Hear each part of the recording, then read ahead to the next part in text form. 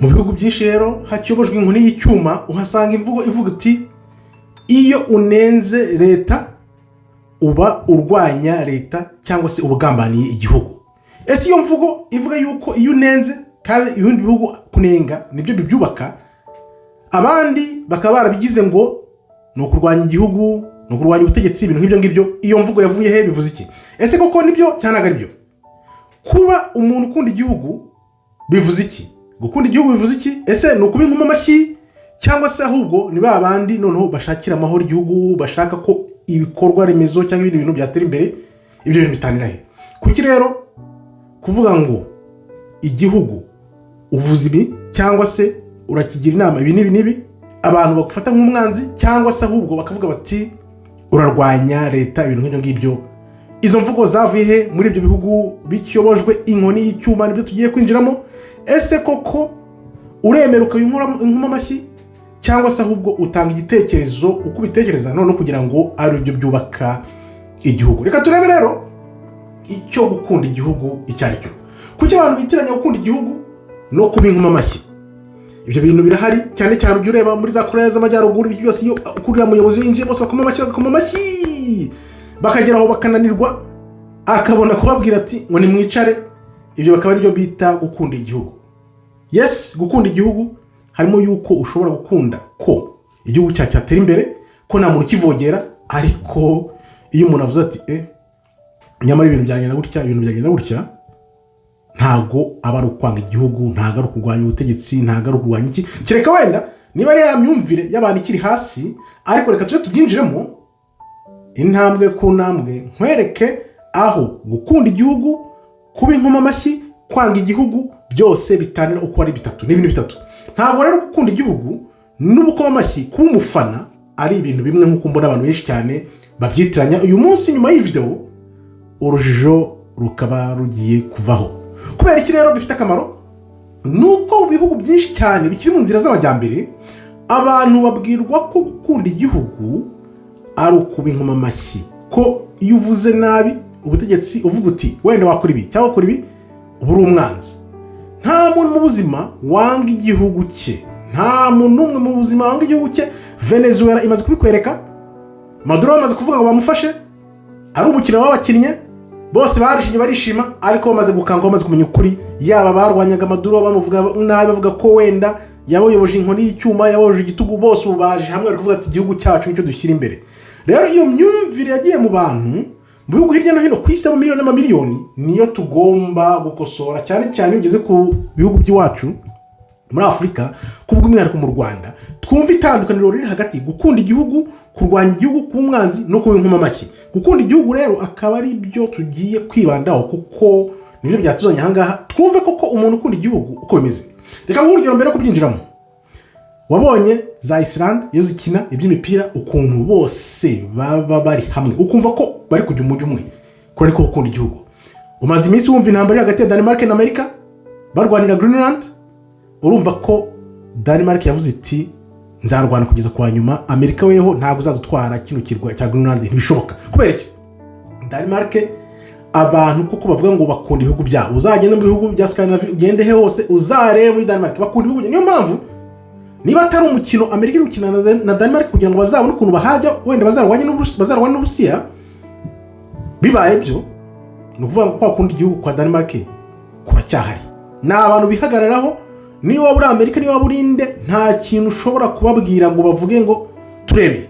Wenda Amerika ifite ukuntu izabigenza ibabeshye, ariko ari amagambo bari guterana Denmark na Amerika ni ukuri niko bimeze. Ni abantu bihagararaho, ni abantu bakunda igihugu koko, baba Vikings, atari bya byo kuvuga ngo ni inkoma amashyi cyangwa se ngo no.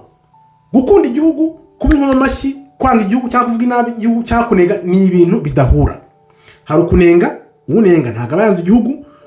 Hari ufashe intwaro wenda akajya gufata intwaro wowe wavuga ngo arwanya igihugu, ariko umuvuga uti iyi minisiteri wenda imeze gutya na gutya, uwakora gutya na gutya, uwo nguwo ahubwo akunda igihugu kurusha wa wundi w'inkoma amashyi. Wa wundi w'inkoma amashyi ejo bundi birakubita agasimbuka, yasimbuka wewe ukabureba ibintu bikubaho, wa wundi yisimbukiye yarakomaga amashyi gusa, ari ngiyo bigiye. Ntube ngiyo bigiye rero, ahubwo uwo umuntu ukunda igihugu nk'uko tugiye kubireba koko umbwire nyuma y'iyi video niba urasanga ukunda igihugu cyangwa niba usanga uri nk'amashyi cyangwa se ahubwo ari we wanga igihugu, reka tuze tubigemo tubirebe. Nk'uko tumaze kubivuga rero, reka turebe gukunda igihugu no kuba inkomamashyi umufana. Gukunda igihugu no kuba inkomamashyi umufana. Abantu bakunda igihugu koko bakunda igihugu by'ukuri babaza ibibazo ubutegetsi bwabo, babaza ibibazo kubera ko abanyagitugu baba bafitiye ubwoba abantu babaza ibibazo. Abanyagitugu burya ntabwo bakunda abantu babaza ibibazo, niyo mpamvu ubona ahubwo bashaka babandi bifatira. Ukunda igihugu agaragazwa n'iki? Agomba kwitangira igihugu, kuba wakitangira. Ubwa kabiri ukabaza ubuyobozi bwawe ibitagenda. Ubwa gatatu ugashakisha ukuri. Ubwa kane ugashaka umudendezo w'igihugu. Ibi ni byo bintu bine biranga umuntu koko ukunda igihugu. Umufana we rero reka urebe ibyo yaba yiberemo, abasenga umutegetsi, akumva ibintu byose atabaje nta kintu na kimwe abaza, propaganda zose niwe uziri imbere, yarangiza noneho haba amagorwa akaba ari bujya muri ibyo bibazo bya mbere. Ni ukuvuga ngo aba bantu baratandukanye. Umwe abakunda ineza y'igihugu, undi aba yibereye mu bintu by'ubufana, ahubwo agakoresha propaganda zose zigiye ziza atazi iyo ziturutse, atabajije, adatekereje. Ese we uyu munsi undeba ukunda igihugu cyawe cyangwa se ahubwo usenga umuyobozi wawe? Niki muri ibi bintu maze kukubwira ibiranga ukunda igihugu n'umufana waho? Uri mu ruhe ruhande? Uri mu ruhande rukunda igihugu cyangwa se uri mu ruhande rufana? Andika mutubwire kuva umaze kumva igisobanuro cyo gukunda igihugu. Ndibaza ubu ngubu noneho utangiye gukanguka. Reka dukomeze. Ese kuki ibi bintu bifite umumaro uyu munsi? Ukibaza kuki ibi bintu bifite umumaro uyu munsi? Abantu benshi mu bihugu byo hirya no hino babwirwa ko gukunda igihugu ari ukunamba ku muyobozi cyangwa ubutegetsi, yabo bategekesha igitugu, yabo bategesha inkoni y'icyuma.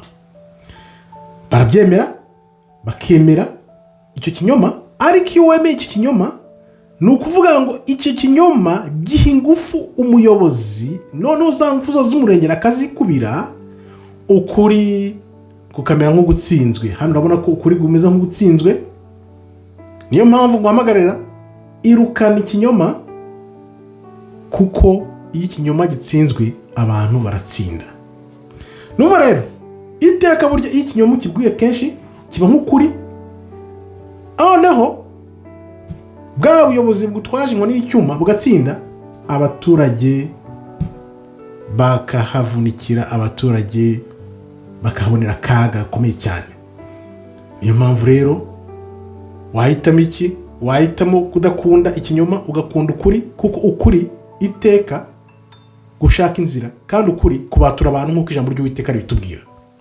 Reka turebe rero, iyo mu rundi ruhande uvuze uti niyemeje guca ukubiri n'ikinyoma, nibwo ukuri gutsinda, noneho abantu bagahabwa intebe, aho kugira ngo umunyakinyoma cyangwa se umunyagitugu akomeze atera abantu ubwoba. Noneho wa munyagitugu niwe uhinduka umunyabwoba, akagira ubwoba, kuko kwa kuri kuba gutangiye kuganza mu bantu.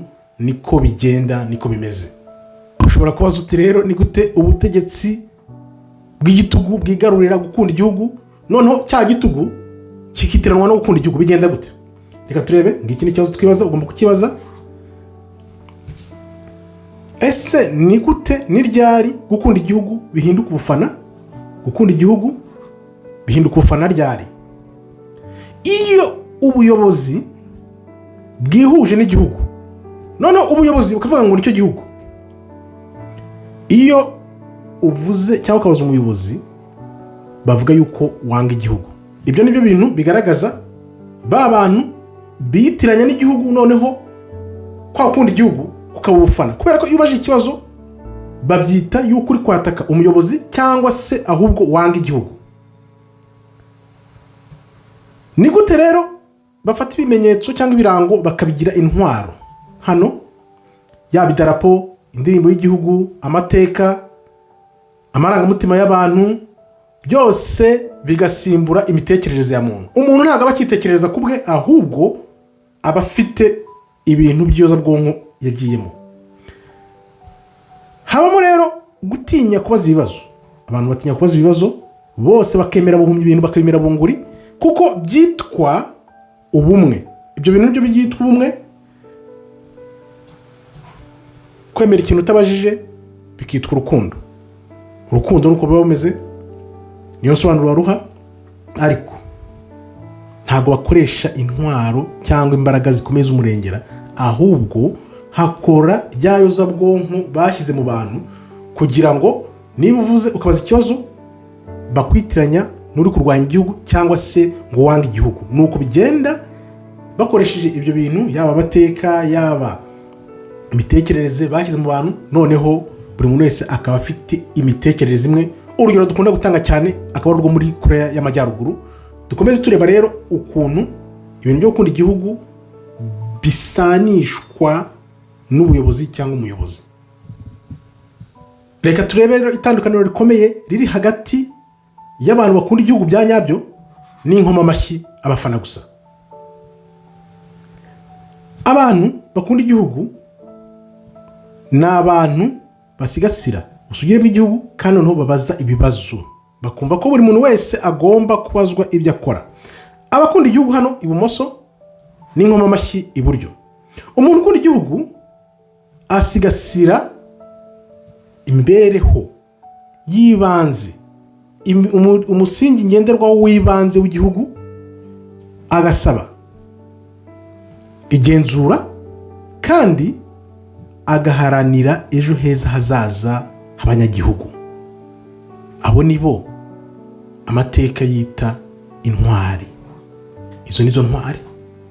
Ariko inkoma amashyi arwana ku butegetsi, indirimbo niyo nyikirizo, umutegetsi w'uyu munsi niwe umuraje ishinga, noneho abo ubuyobozi bw'icyo gihe bwita abanga igihugu akaba ari bo nawe yita abanzi b'igihugu. Ni ukuvuga ngo afata ba bantu bakunda igihugu, bashaka ibintu twavuze ko umusingi w'ibanze w'igihugu usigasirwa, ibibazo bibazwa, ejo heza hazaza h'abaturage, ubutwari abantu bagira mu kugira ngo igihugu gitere imbere, ibyo byose akabifata akabyita ubugambanyi. Ibyo byose abyita ubugambanyi. Ibyo rero bituma umunyagitugu abagira nk'ingabo yikingira. So hano inkoma amashyi zibaye nyinshi cyane, nizo wa munyagitugu agira ingabo imukingira, kubera ko ari benshi nyine bagira bya bintu byose, bya bintu bita abantu bita negative majority. Negative majority ni ukuvuga ngo abantu bashobora kuba bazi ukuri, kubera ko abantu bazi ukuri ari bake, noneho bagakoresha umubare mwinshi, ibyo twita negative majority, noneho bwa bwiganze bw'abantu bose babi b'inkoma amashyi bakarwanya babanyakuri bake, cya kinyoma n'urwango no kurwanya ubutegetsi aribyo birwanya ubutegetsi. Abo ngabo bita ngo baremera ubutegetsi aribo baburwanya batabizi, kuko ingaruka zizaza imyaka 10-20 ntabwo baba bazirira n'ubwo bazizi, barazingarangagiza. Noneho bakavuga bati dukome yombi bano bantu bashaka kuvuga ukuri, tuwerekane ko aribo banga igihugu, aribo banzi b'igihugu, noneho bakabaganza. Babaganza bikagaragara mu maso y'abantu ko aribo bakunda igihugu, kandi kumbi aribo banga igihugu. Nuko bigenda. Abantu rero bakunda igihugu bya nyabyo nibo batera ubwoba umunyagitugu. Umunyagitugu hari wese, niyo mpamvu uzabona iyo ushatse kuvuga bakumira nabi, kubera ko baba bazi ko iyo uvuze none ugakangura abantu baba bazi ko birangiye. Ariko iyo wamaze kubamenya, ukamenya ko bakora, ukamenya aho banyura, ukamenya ko bigenza kose, kwa kuri kukura kubatura. Nkuko twisoma mu Evangelii ya Tomasi, iyo ushatse kuruka kumenya bigutera ubwoba, byamara kugutera ubwoba, ariko you rule over the all. You rule over the all, ko ubu bizi inzira zose. Katurebe rero hano igihugu cyawe gikeneye umwe muri aba bantu. Uyu munsi tuvugane, igihugu cyawe gikeneye umwe muri aba bantu. Ukeneye abantu bakunda igihugu bya nyabyo cyangwa ukeneye inkoma amashyi? Mbwira ukeneye bande? Ukeneye ari wa wundi uza agakoma amashyi igihe cyarangira cyashira agasimbuka, cyangwa se wa wundi ushaka ko igihugu kizaba cyiza ejo hazaza, kuko igihugu gihoraho ariko ubuyobozi ntibuhoraho. Wa wundi ushaka ko ibibazo bibazwa bimeze gute, wa wundi ushaka ko amahame umusingi w'igihugu usigasirwa, wa wundi ushaka ko abantu bose baba intwari z'igihugu kubera gukora neza, cyangwa se urashaka wa wundi ushaka kwirirwa ari ndiyo bwana akoma amashyi yiruka inyuma agira ibintu byo kwirirwa agenzura abandi, ninde udakunda igihugu, ninde wanga igihugu, nkaho ari bo bapolisi bo kugenga ukunda igihugu cyangwa udakunda igihugu. Mbasubiriremo, nta muntu n'umwe ku isi wanga igihugu cye, kandi abo abayobozi b'igitugu bita abanzi, burya bariya abantu nibo bashobora kugorora umuntu, none umuntu yagororoka akagira imiyoborere myiza. Naho ubundi za nkoma kizakoma amashyi nyine igihe nikirangira, when time is up you will know. Niko abantu babimenya. Iyo za nkoma amashyi rero igihe kigeze bakabona ibintu ntihatari, bambera nka cya gikeri kiri mu mazi ashyushye kigenda gisimbuka gahoro gahoro, bakavanamo akarenge kabo. Hari ibintu abantu benshi cyane bakunda kwitiranya, ariko reka turebe. Gukunda igihugu ntago ari ugukomera mu mashyi ubuyobozi.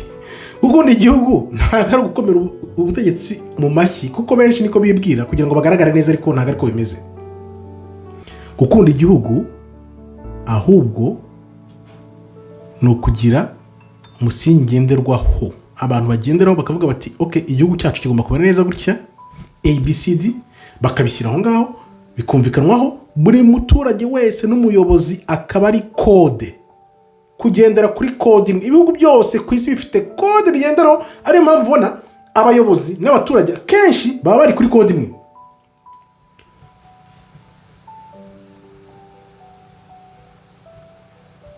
Niba rero urukundo rwawe rubuze iyo abategetsi babajijwe ibibazo,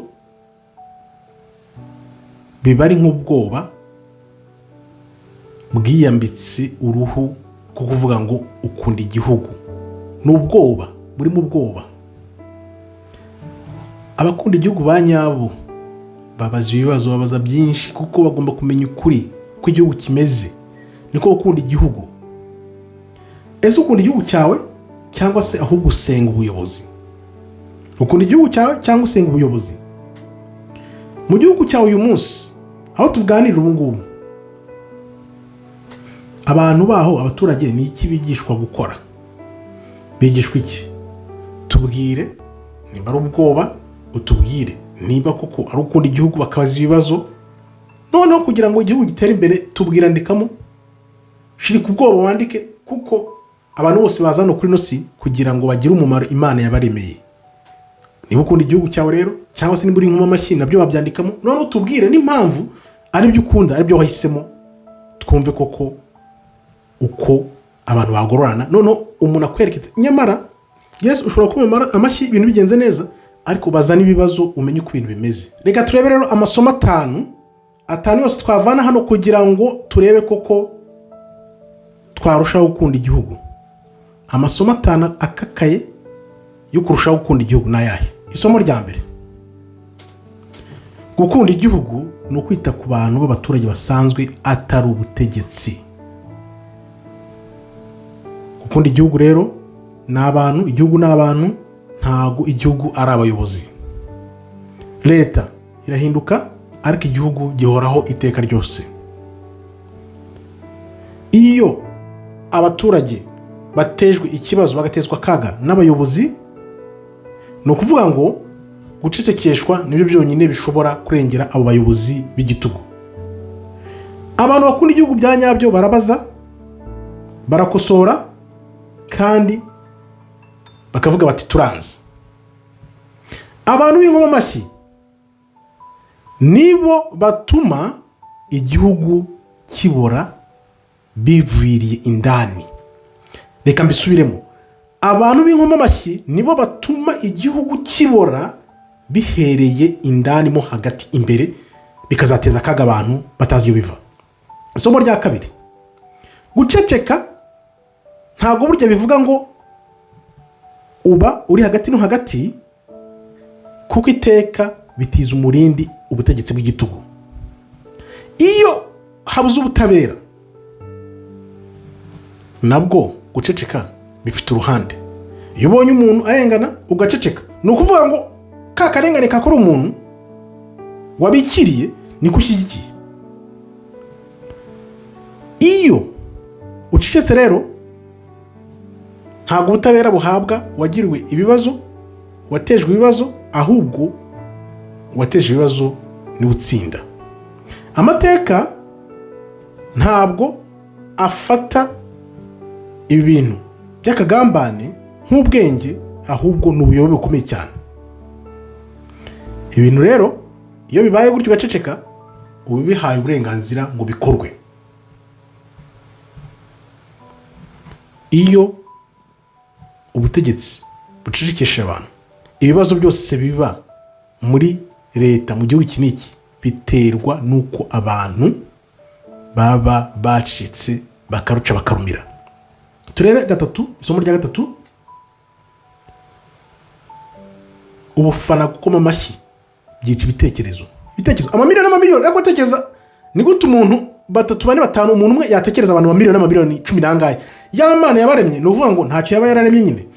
Ahubwo gukunda igihugu bisaba umuhate, bisaba kuko kwitanga ukagira umuhate, kuko gukoma amashyi bihora mu ntera imwe gusa n'inyikiriza imwe. Ariko abakunda igihugu babaza ibibazo.